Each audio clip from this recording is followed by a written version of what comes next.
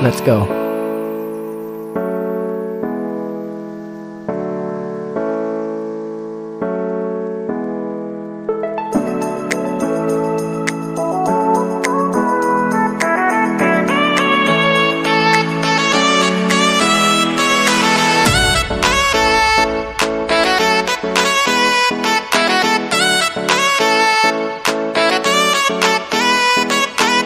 Hello, everybody. Welcome back to the show. And today we are honored to have with us Dr. Ruhi Banerjee, a truly inspiring leader whose journey from the army school to the global education has empowered countless women and youth. It's a privilege to have you on the show today with a vision and a purpose, I'm sure. So, next is you on the screen. And can you please tell us about yourself?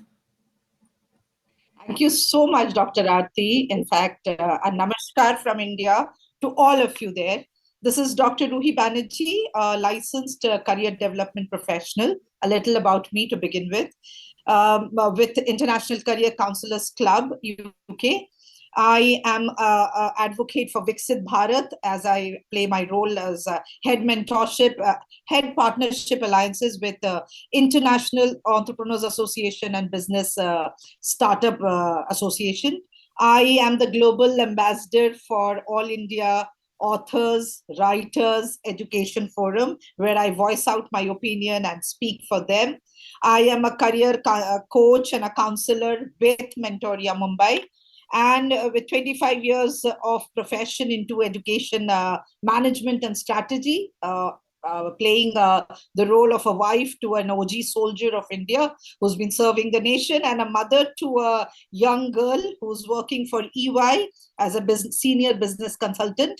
So that's a little about me. That's all, and that's all about me. And I'm so thankful to you, Dr. Aarti, for inviting me here to be giving me this space. Privileged to have this space to be talking about something that's so close to my heart: power, progress, and maybe a purpose. So let's name it with using education, career coaching, and women empowerment to all these three tags. Yeah, thank you so much for this precise yet comprehensive detail about you, and I'm sure we're going to enjoy the journey together. So, I actually am very keen to know about your, like so much on the same plate. So, how do you actually handle it? So, let me just start with the first question that I have in mind. So, let me talk about your diverse journey from the army school to the educational leadership. What is your experience so far, and how does the experience shape the career development and the women empowerment that you have been talking about and thinking and working about on the same? Okay, fine. Very beautifully curated question to begin with. I mean, as I sit on so many platforms, and this never comes up as the first question ever. So I must applaud you for curating this wonderful piece. My journey from army has taught me, has brought me to this path, like resilience, leadership, and service. Like, it has taught me how empathy and discipline can coexist, and how emotional intelligence and empathy are universal currencies of success. So, like, this is the thing that I carry from army, and army has also taught me service, leadership, resilience, emotional intelligence, empathy, compassion. These are the things that I've been carrying from army too, and they've laid out probably the foundation of the philosophies that I carried all these years as an educator, and now, of course, as a mentor and a coach. So, and because living in diverse conditions, cultures across India and the globe, where I got to know, I mean, education without direction is like purposeless. There's no purpose to it. In fact, only producing degree holders will never make change makers to this globe. Will never have. That's where my vision evolved, to bridge this gap between academics and industry readiness. Probably we call it employability and purpose. So this is where I felt I changed myself from an educator, and I realized we need to build career consciousness into the youth of this nation or the globe before they take up a career or decide a career or a path for themselves. Coming to the second part, women empowerment. Women empowerment, especially, I think women, you, me, everybody, We don't need a empathy or sympathy or a space to be given by our counterparts. I don't think so. We need to have an ecosystem for ourselves. We need to create an ecosystem for ourselves majorly, because that recognizes both their intellect and their emotional strength. So empowerment is not about competing with our counterparts. It's about creating a co-space or collaboration, and probably completing that ecosystem with inclusivity and leadership from heart, hand holding with each other, and collaboration with each other. That's what I would say. Yeah, I actually would appreciate the way you're taking it towards this concept, and then actually, I can totally understand. I can totally relate because even I am from the, even in the family, I have people from the army actually, so I understand how much discipline and how much you have to manage yourself in dynamic environment, and then you still have to be more resilient and still have to be having smiles on the face. So I can totally relate how you're talking about, and then and not ultimately, show yeah. and not show have a different demeanor to family, to people we love, while we are torn apart. That's the part that I loved, and I learned so much being an army wife. It's been 30 years, so it's been a long journey. It's not easy, of course. It's not easy, but of course, it's a long journey to learn a lot of things. Maybe that also shapes your understanding and learning for towards life. So yeah, I mean, even I would actually call it as a blessing. I wouldn't take it as a negative perspective. I would actually call it as a blessing. So, the one who is actually handling these kind of chords could actually understand how it ultimately shapes your career. All right, so Correct. maybe this actually is one of the reasons you have been talking about women and advocacy towards equality. So, what do you think is the biggest challenge women are facing nowadays, especially in gaining the financial independence and talking about the leadership roles? The biggest challenge is the mindset. I Without a thought, Very interesting. Yeah. without a thought, I would, Right. Right. yeah, it's the barrier is the mind conditioning. I mean, the biggest, it's not the opportunity. We have ample, but it's the mindset. Even today, Dr. Aarti, even today, women prioritize their family over financial autonomy. And today, I see so many. I keep meeting women, and even the armed forces, we have a particular welfare measure to be done. That's a part called Yeah. Army Wives Welfare Association. Yeah. Yeah. And then we contribute, yeah, our. And then I keep meeting the soldiers' wives and the children and their families, and that's a part every army wife does. And even now in the civil, right now I'm staying in Delhi NCR, and I'm meeting civilians apart from the military people. I still see women take their anything like a leadership as a privilege, and they don't think it is their right. Yeah. Financial literacy and confidence. Financial literacy out and out, and confidence is two pillars, I would say, that we are missing even in 2025. Through that the woman venture of mine, I ensure that whoever I'm meeting, whoever I'm getting to know, whoever I'm having a little time to meet or probably pass on, I make sure that we're talking about market.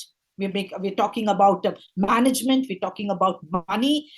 True equality, management, market, money matters will only come when we are able to take financial decisions ourselves. Women taking financial decisions, that is the independent, emotional and economical. Both, I feel every woman, be it a little girl today who's in school, a college student whom I'm meeting for counseling session, my daughter, that age grade, and even women in their 50s, 60s, or 40s.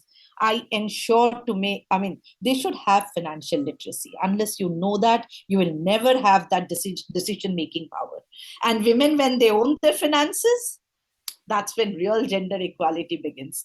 When a women rise financially, the entire community evolves, and then we have an environment empowerment transforms into a transformation, and that is the beauty that we are waiting to see. Or probably I would wait my entire last few years of life to wait and watch to see women doing that. And secondly, a woman standing up or being there for another woman. I mean, the day we say I have your back truly ardently, I think half our problems are done. There wouldn't have been Me Too if I and you could stand out and say that I stand for you. no matter what. So men have that bro code. Why can't we have our And yeah, cis yeah, code? very true, very true. I totally second this thought actually. That's a very important statement. Actually, females, even on social media, it's a very famous quote that okay, females are enemy to each other. They don't prefer each other growing. So they try to suppress and they try to pull you back, and then even there's organizational politics playing a very important role, especially in the leadership roles, females hold sometimes. So yeah, that's a very Exactly. important thing. Even in And office and all, it's so nice having a male boss, that we all in our subconscious mind wish for a male counterpart or a boss whom I'm serving under. Why has this come to be? Probably because of me and you, women like us who have brought this to, this is happening because I and you've taken years to bring this to the fore. So I think from today, if we start working, it'll take another couple of decades to come get back to this status quo where we'll have cis code much more than bro code existing. yeah, I'm very sure about it. And then this empowerment actually would actually come into picture when, yeah, this empowerment would come into picture when especially the females start supporting each other. So that's very, very important. And that's one of the most interesting part I could get from your conversation because I had the same kind of thought. I have gone through the same kind of experience, but of course there was no such acquaintance where we could just realize, okay, sitting together, we could have a talk over a cup of tea and then realize, okay, this is happening and this is where we need an improvement from both of our sides. So yeah, of course, very, very important. And And see today, your involvement, the kind of endeavor that you're taking, and we're talking out such things. These statements that I and you are discussing, I'm sure they're going to be causing that ripple effect criticize sometime in criticize have future. negative implications, right? Somewhere. So, I, but I hope so. yeah, no problem. It's okay. Let's be just positive about it, and I'm very hopeful. I mean, that's the reason because of this platform, we actually want to bring all these things to notice and then take this forward. So at You're least doing a fabulous job. You're doing a fabulous job. Had you not talked about it today, I don't think I and you would have talked about these statements and the feelings that we have. So I'm sure with your endeavor and effort, things will change and world will become a better place to live in. I'm sure. I'm sure because of both of us and many other women like us, it would actually change. So we are just doing our own part. It is a small step from our end, and one step at a time. So yeah, thank you so much for your kind words, rather. Anyway, so talking about this career counseling, apart from this, because you have been handling career counseling also, especially regarding the students and trying to lead the youth for the purpose. So what is because I have when I was talking to you, I mean, like in the previous question, I came across a statement where you're talking about degrees and not just degrees, but something else apart from just degrees, right? So how do you actually think that you can curate the future of the youth, and then what is more important than just examinations and degrees? So how does the education system basically support holistic development from your end, from your perspective? Um, this question is like here, Is your favorite because close to my I have come I across mean, your my one of your videos where you have thank, been talking about focusing on this, not degrees, but thank, apart from, I mean, like, how do you grow thank you holistic? so much. This question is something that I've been yelling, screaming, my body language, my subconscious, my conscious being have been trying to, bring about this word, these things which I have in mind and which needs completely, it has to be looked into immediately, urgently, if we really want the world to change. Our education system is so contextual based, is so content based. Why can't we make it to more relevance, future relevance, career relevant, social relevant, economic relevance? Why can't we have our education system a little tweak? We tweak our tweets, we tweak our versions, we tweak our pitches. So why can't we have a little tweak to the existing education system? The future belongs to emotionally intelligent, adaptable thinkers today, and not to rote learners. Not at all. Let me clearly say it again and repeat it. We need to reimagine education as a career ready thing or a life readiness tool, not just subject deliverable, not just a theoretical or a content deliverable. We spend so much time into making a curriculum Fine, I understand. And that curriculum consists of what? It's about the subject relevance, Subjective. about chapters, about theories. Where is that major aspect of, also making career ready, skill ready, emotional intelligence, emotional resilience, decision makers, adaptable people. So these are the things I think education system needs to integrate right now. Career coaching and mentoring being one of the most important ones. And I, as an educator who's passed already 25 years into this domain, into various portfolios as a facilitator to coordinator to headmistress to principal to director to head of project to whatnot, and left as a vice president of an educational institute. I feel students should graduate knowing at least two to three things: who they are, what they are good at, how would they align that good potential thing of them into a impactful direction, and how would they finally contribute to the society. These four things, if a student is not equipped with, we're not leaving students industry ready or world ready or life ready. We're just leaving them with as subject matter experts who do not know how to apply it, where to apply it, and to what extent to be applied. So holistic education is about nurturing the heart also and not polishing the head all the time. So today, what I would like to say, it's hearts, head, and your hands where you are becoming skilled. So all three coming together, it will not be only employability where you're looking for a job. It will be empower your ability. So that's the line we need to induce in our education system today.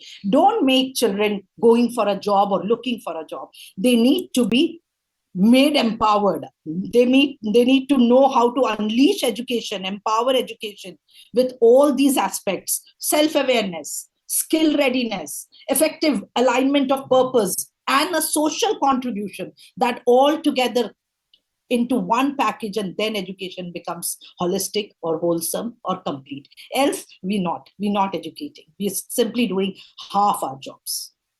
Right. Why I could actually connect with your emotions very well, because even from I belong to the same academic background, and I could totally understand how everyday struggle becomes so tough for us to while designing the curriculum, trying to make sure everything application based is more practical, and it's more you can have creative thinking, you can have critical thinking, then all those decision making skills are supposed to be inculcated within the students before they could just go to the world and have struggles. Especially, I would Which also. theorem? Yeah, we are taught physics theorems. We do not tell the child these theorems will come into use when you are into Yeah, that so there's class, no application. into making Yeah. of the building. The trigonometry, I wish somebody told me when I was way back in my class, grade 8th or 7th, where does trigonometry come to use, which I got to know when I was in my master's, or maybe I passed out. So these little things, if we integrate, I'm sure there's going to be a huge difference in change. And I guess somewhere apart from just the education system, I guess the first education starts from the house itself, and then there also, what we were talking about, female independence and financial independence of females. I guess somewhere we are trying to suppress that also. I mean, like Oh, in our houses and thereafter in the education system, because after some point in time, after like when they're almost like 20 plus, somewhere around 22, they're supposed to get married because they are not supposed to have higher education, because we don't have this kind of inculcation in the thought process that okay, you're supposed to have your entire higher education is very important, it's your priority, and then if you feel like you can get married, isn't it? correct, correct. Why is that There- option? There's I there's, mean, there's a there's a why is defined age huh, to get married actually, and not attain your entire education. So I feel once you have complete understanding of when is the right time. I mean, there's no fixed right time to get married. Once you realize that you've already attained everything for yourself and you're independent enough to be able to handle yourself and the family, or even independently, I guess how other things can be actually sorted, right? absolutely, absolutely. You spoke my heart. In fact, so needed. I mean, so needed. I wish we could. At times, we feel so helpless. I mean, trying to make make a change, or probably, But then, I'm so thankful. The glass is always full, half full. That I always see. I'm so thankful. Things are happening today. There are so many summits coming up, women leadership summits. I mean, I've been invited to one in Paris, a complete week, a global week of women breaking barriers, leaving legacies behind. I'm sure such kind of endeavors and efforts, even in India, we're having it We're often having now much and more. then. Yeah. I hope. hope we come down to grassroots level and the policymakers take note of it and bring about changes.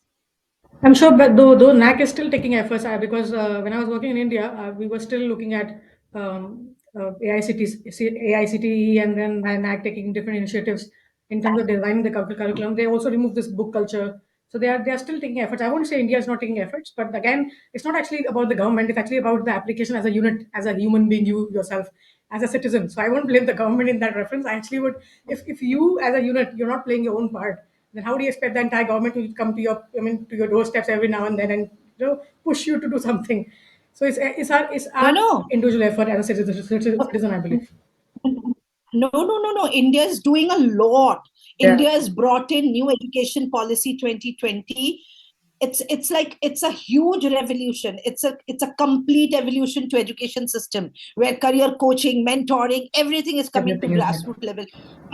I told you it's all about the mindset. The It's mindset. all about the transformation here. There's no dearth of opportunity. It's how we make use of it, how we steal the opportunity to entirely use it and make it to a positive impact.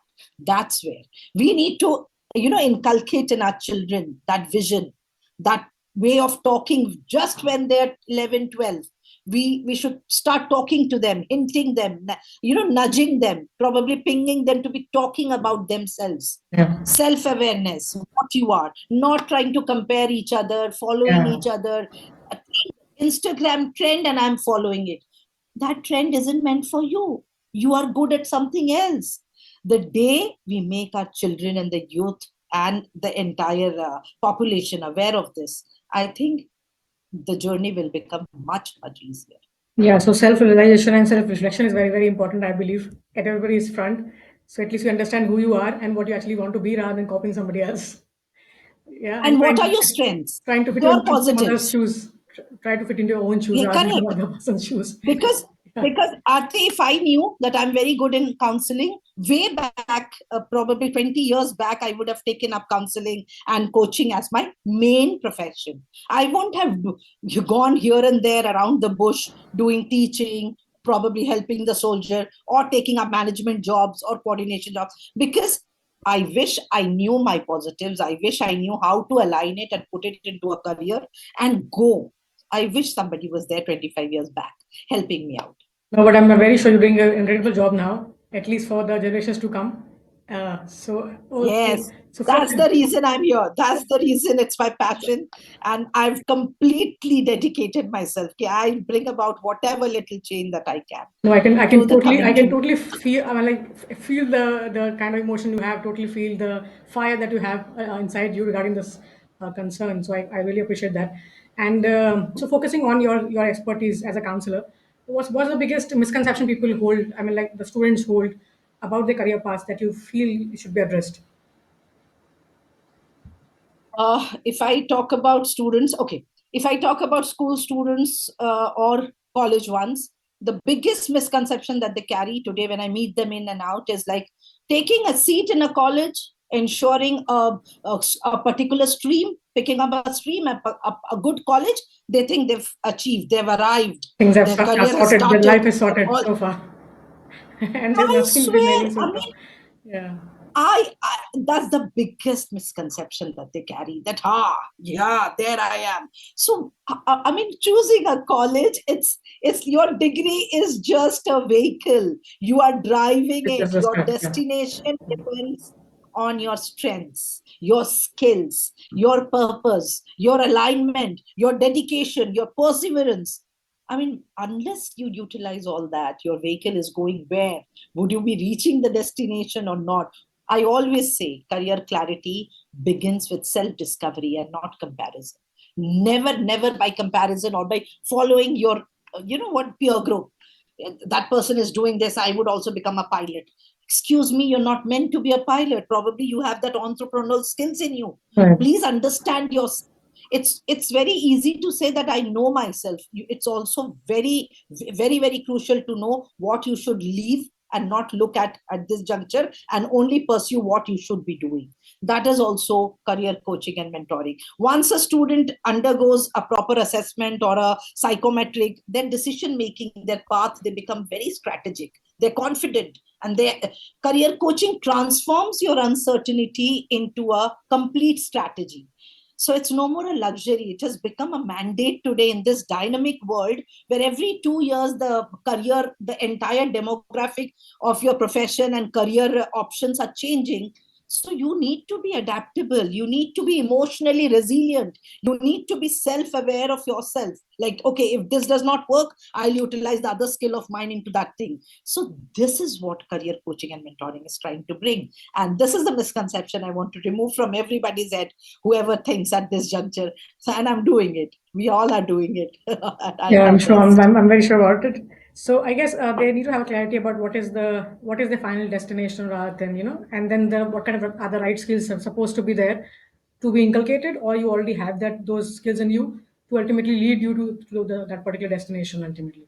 I guess that clarity is supposed to be there, and that's where coaching and mentoring plays a very important role. And timely, not even, I mean, the moment you're done with your intermediate, it's supposed to be prior, before that, before you go into your graduates, undergraduates, and 12, postgraduates. 13, 12, 13 years of age, I think we must get a complete assessment of your self analysis done, your personality, your ability, skill sets, your interest, your passion, what drives you, what makes you motivated, all that assessment. And that's a complete scientific, technologically, AI based, psychologically accredited psychometric assessment, which are more than 8.5 or 8.8% reliable. We go through that. We take that report just as a pathology report to be writing the prescription as a doctor. And then we sit with the report. We work on the report on each student at a time.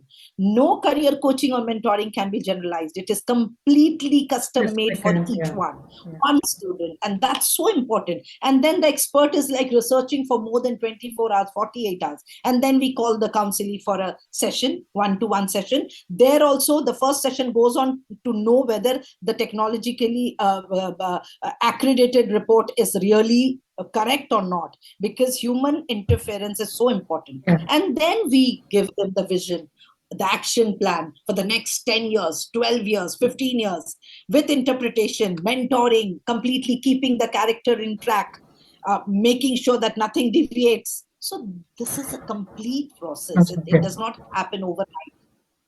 Right. So I'm very glad that you're bringing this to the table actually. And then I guess based upon your vision so far and the passion that you have towards education in the field, you have gained a lot of awards also, right? So one of them is the Education Falcon Global Award, inspiring your work so far. So how do you see such recognitions fueling your commitment towards empowerment and females and youth and people around us? Nothing, they're reminders. You know what? They amplify your responsibility.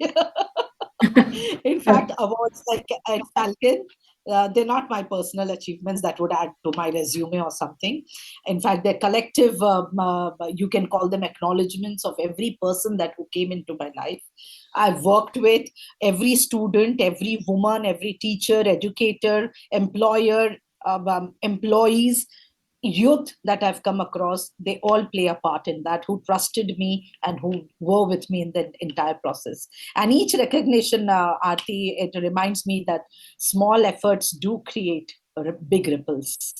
And we should not wait for the return. Let's just contribute. Let's just contribute without thinking for the fact what it will fetch us. It will fetch something or the other. So let it just flow. Keep doing your bit. Why are we expecting anything in return? So I believe my little efforts, they're creating a ripple somewhere or the other. So that's a reminder. That's an acknowledgement. Ed Falcon Award, yes, that was a first global award that I received, and it gave me a reaffirmation of the fact that yes, Indian educators can set global benchmarks in career development, and that was a huge boost to my confidence. The honors, as I told you, don't define me or add to they amplify my responsibility. Keep telling me every day that the impact has to multiply. Keep doing more. And of course, it's a fuel. It keeps me motivated in educating, in empowering, in enabling lives of people whom I'm coming across with to find their purpose, to find their path, to find where they should be heading to. And yes, when the world recognizes or appreciates, there's a subconscious or a echo going on in your head, silently says, keep going. And I'm reminded of the words of Robert Frost: the woods are lovely, dark and deep, but I have That promises miles, to keep. Yeah. Yeah. yes, promises to keep and miles to go before I see it. Firstly, Miles that's to a go. very wonderful statement, actually, and a true summarization of what you are supposed to. I mean, you're feeling, what you're doing so far. So again, the moment you said that statement, I actually could go back to my academic year and understand, and get have those memories, glimpses back. All right, so beautiful. Oh, So even I believe, even if you don't fetch anything in the process, the way you said rightly, we can still have learning. So even there's a learning if there's no achievement, but we're still supposed to achieve and then get accredited for the same thing, that get rewarded and awarded, because I guess that's also increases your morale. So, and it keeps you going, it keeps you moving forward, right? confident, So empowers you, gives you a lot of empowerment, probably strong wings to take on the flight even more, keep flying even. Right. Okay. So, talking about this next vision, and the vision that India has been working towards, talking about is Viksit Bharat 2047 in mind. So, how do you see education and this career counseling contributing to India's future, the growth? Jai Hind and Bharat, my Bharat, has been very close here. It's been here, it's been since school time. And this question is like, I would like to take the maximum time to, go around the pointers of this question. And thank you so much for putting it across. Viksit Bharat is not about an economic goal, it is about human capital mission. I repeat my statement to everybody, whosoever is listening to us. It's not about an economic goal. Let's talk about it. It's about the human capital excellence, or a mission where we are just India needs to invest or must invest in its most powerful resource, and that resource is its people. Education and career counseling together can convert this demographic dividend: the youth, the women, the students, the entire population of India, which is 65% of Indian population falls under the age group of 30 to 35. So if we imagine, if we make all these people career ready, emotionally independent or intelligent, future relevant, skilled, motivated, purpose driven, and they are the people, this kind of a workforce, I mean, this is going to be a big, huge change for India. Career coaching is going to be the bridge between your aspiration and achievement. The 140 crore people of India, if they are like, if they have career clarity, if they have financial literacy, and if they have a purpose, so the productivity, innovation, just think how much the world would unleash, and the kind of opportunity, it will be globally, completely globally unmatched, and the global competitiveness will multiply exponentially. So career coaching is the bridge between aspiration and that path, that dream, that's something that we are desiring to have. So I guess Viksit Bharat, for Viksit Bharat, one, career coaching and mentoring today, if we really invest in it, is going to be the soul of a truly Viksit Bharat. That's what I'll say, and I'll wrap up my answer with. Right. Thank you so much for this incredible sharing your incredible experience with us, your insights and your passion for education and for empowering and the nation, especially focusing on the nation building, I believe, talking about Viksit Yeah. Bharat. And this reminds me actually about a news today morning. I was actually going through the news and I saw there was a downturn everywhere because the Indians went for Diwali vacations, and there was across the globe, there was actually a downturn internationally. So you can imagine how much, like dependence. I won't say others are not working; they're actually working very well, but it's Indian everywhere because they bring their culture. So anywhere they go, they actually have an impact, and that's where they actually play a very important role. So there was a downturn when everybody went for Diwali vacations, and there was nobody to look at the international. So anyway, So much, and that's such a nice thing positively if you look at it. yeah, So it's very much positive. impact India can make globally. Look at that growth, the innovation, and I think our the biggest powerful resource, that is people, India must Very, very completely important. start Yeah. looking and invest in them. Right. And Yeah. yeah, I should only, one message that I would leave today is, do not chase success. Uh, just chase significance. And it Chase will that. it I'm will follow sure automatically. Yeah. So once you chase your own, your own passions, success will actually ultimately follow. So it will come back to yeah, you. it will come back to you. Anyway, So just look at that.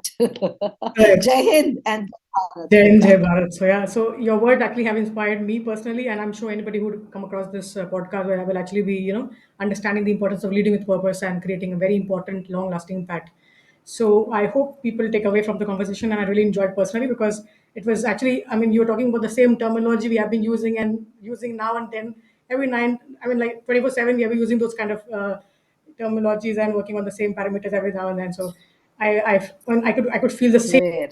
I could feel the same fire both the sides, and it was very good to connect with you. Thank you so much, and I really appreciate your time and your Same. whatever you've been doing so far. And congratulations for doing this, Aarti. Much wish you a lovely, successful journey as you take on this endeavor and effort beyond yourself. And I'm sure it's going to make a huge difference. Would love to stay in touch. And of course, any kind of summit, anything that I'm attending, I'll make sure I personally extend you an invite. Come over. Let's together create that ripple. Thank you so much. Thank you. That's so sweet of you. So nice of you. And it applies both the sides. So any conference I'm going to participate, maybe if I have an invite, I look forward to have you on the same page. All right. So thank you so much. It was nice to connect with you, and thank you for your time Absolutely. and for your Humble. insights. Thank you. Have a nice day. All right, so this was Dr. Ruhi Banerjee with us on the show today, and I really appreciate the journey and the word she has brought on the show today on the talk.